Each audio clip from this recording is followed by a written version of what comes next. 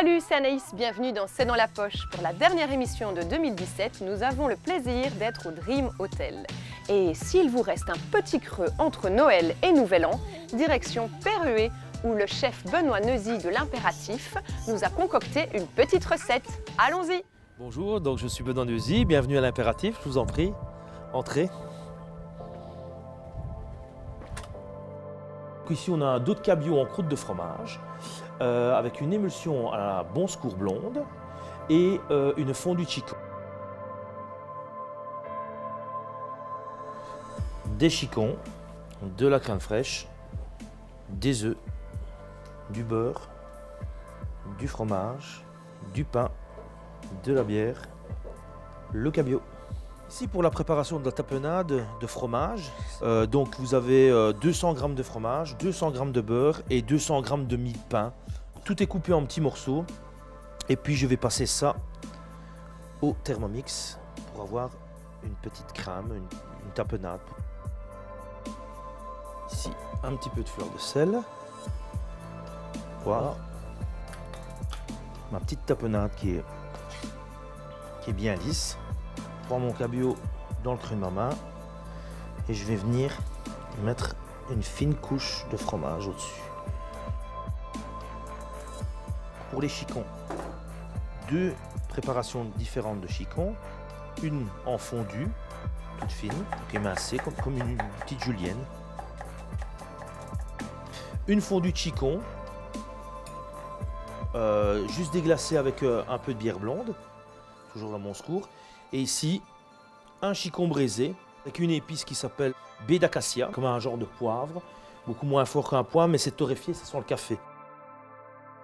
Ensuite, j'ai préparé, avec toutes mes chutes de chicon et d'échalotes, une petite fondue de chicon et d'échalotes. Et je suis venu mettre 4 bières, ambrées de bon secours. Donc là, j'ajoute un demi-litre de crème que je vais faire réduire également. Ensuite, j'ai fait mes chicons et j'ai récupéré le jus du chicon. Ok. Et j'ai cuit des œufs à basse température. Donc l'idée, c'est de faire une mousseline de chicon à la bière. Et ces œufs ont été cuits 45 minutes, 63 degrés.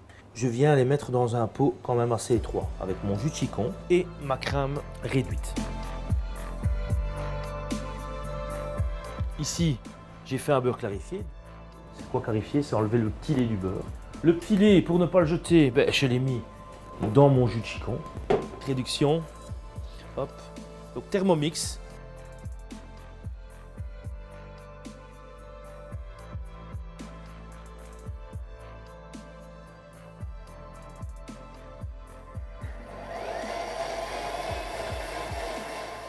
Quand on travaille avec les siphons, il faut toujours passer la préparation au chinois. Donc ici, on a cette fameuse réduction de bière, de chicon et d'échalotes qui est toute fine. On a donc les œufs, la préparation donc la réduction de bière et de chicon, et la crème, et mes 250 g de beurre. Et là, on va réémulsionner le tout. Voilà. Et j'en fais une mousseline. Elle va prendre toute sa dimension quand on va la mettre en siphon. Vous voyez, on a carrément une mousseline. Alors mon cabillaud, je laisse toujours la peau. Je mets mon cabillaud dans ma poêle, sel, poivre, et je cuis à l'unilatéral, donc ça veut dire que d'un côté. Puis j'ai allumé mon four à 180 degrés. Je vais le mettre quelques minutes dans le four et puis le passer en dessous de la salamandre.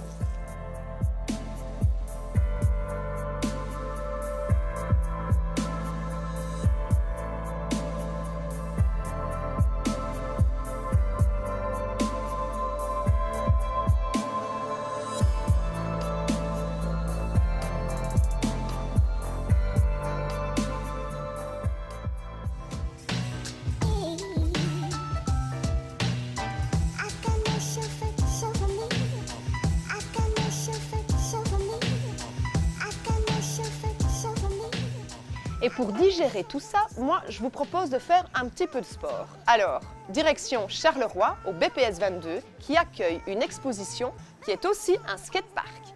Let's go! Chez Raphaël Zarka, le skateboard est une obsession. Ça a commencé par des photos destinées aux magazines spécialisés. C'est le moment où il prend conscience que la sculpture moderne appelle le mouvement et que les skateurs vont se les approprier. C'est évidemment un geste un peu profanateur, puisque pour le skateur, c'est une manière de se réapproprier le symbole d'une société, à savoir sa culture, tout en témoignant d'une volonté de se réapproprier l'espace public. Du coup, Raphaël est passé de la photo à la sculpture en acier Corten. Et aujourd'hui, il s'approprie carrément le BPS 22 avec sa joyeuse bande de skateurs.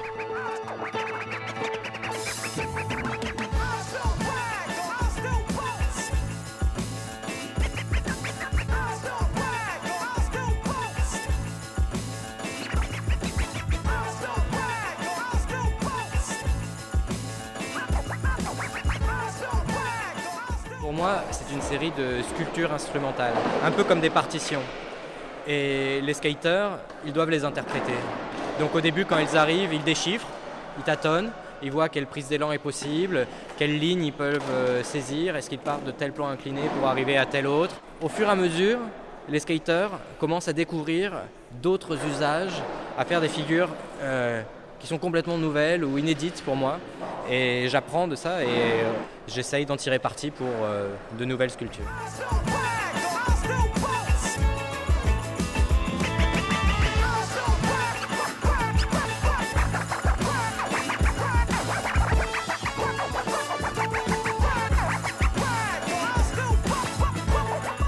Pas besoin de pratiquer le skate pour visiter l'expo, vous pouvez tout aussi bien grimper sur les modules de Raphaël Zarka ou simplement admirer leur forme géométrique en couleur ou en noir et blanc.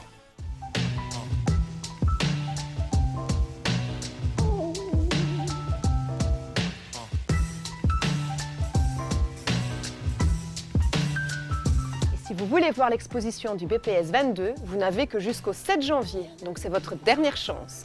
Par contre, si vous désirez découvrir une autre exposition qui en vaut la peine, mais dont je ne vous dirai pas grand-chose, rendez-vous au Mondaneum pour l'exposition Top Secret. Bonjour, c'est l'émission C'est dans la poche. Je viens pour le reportage Top Secret. Je vous attends au premier étage, faites vite. J'arrive. Bonjour, vous êtes monsieur? Oui, c'est bien moi. On va en profiter rapidement parce qu'il n'y a personne pour l'instant. Je vais vous faire visiter les dessous de notre organisation. Alors ici, vous pouvez voir notre fichier central où depuis le 19e siècle, nous collectons sur fiche les informations sur tout et tout le monde. Je vous montre un exemple. Voilà. Vous pouvez voir ici un ensemble de caméras. Donc ce sont des webcams nous avons piratées pour pouvoir surveiller des personnes. Et là, vous avez par exemple un bureau de la province du Hainaut. Dans ces vitrines, vous pouvez voir une série de gadgets que nos espions utilisent. Il y a ici une montre équipée d'un petit appareil photo, une fausse brique dans laquelle on peut dissimuler un message, et alors le classique paquet de cigarettes dans lequel on peut cacher un microfilm, de plus en plus difficile à utiliser de nos jours puisqu'on ne peut plus fumer dans beaucoup d'endroits.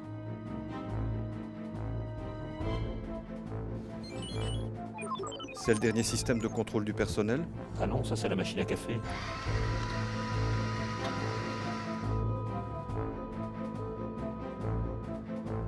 Voici la célèbre et redoutable machine Enigma qui a été mise au point par nos ennemis à la fin de la Première Guerre mondiale et qui nous a causé énormément de soucis.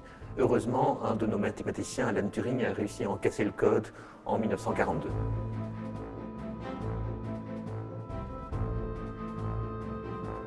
Vous voyez ici une sélection de fausses cartes d'identité d'un de nos agents dont je tairai le nom parce qu'il est encore en activité et qui, en changeant sa photo et son nom, devenait une autre personne.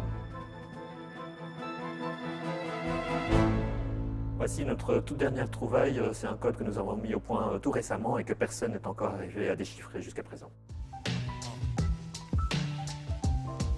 C'est dans la poche, c'est terminé. Et on se retrouve en 2018. Et toute l'équipe vous souhaite un bon réveillon. Tchin tchin!